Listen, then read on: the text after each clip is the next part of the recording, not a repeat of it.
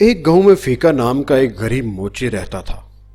वो एक दरख्त के नीचे अपनी लकड़ी की भट्टी रखकर लोगों की जूतियां मरम्मत करता था। बेचारे का गुजर बसर मुश्किल से होता था। फीके के पास रहने को घर नहीं था। जब रात होती तो फीका एक बंद स्कूल के बाहर चादर बिछाता, तकिया रखता और सो जाता। एक दिन सुबह के वक्त गांव में सैलाब आ गया।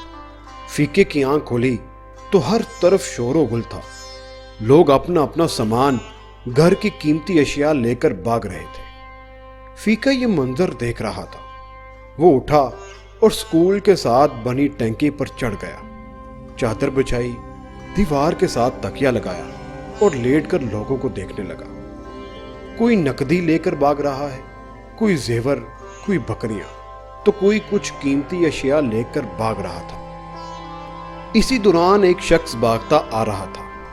उसने सोने के जेवर, पैसे और कपड़े उठा रखे थे। जब वो फीके के पास से गुजरा तो उसे सुकून से लेटे हुए देखा तो रोककर बोला, ओए फीके, साडी ते हर चीज उजड़ गई है, साडी जान ते बनी है ते तू इत्थे सुकून नाल लेटिया होया है। ये सुनकर फीका हंसकर बोला, लाले, अज ही ते गुरबत दी चस आई है।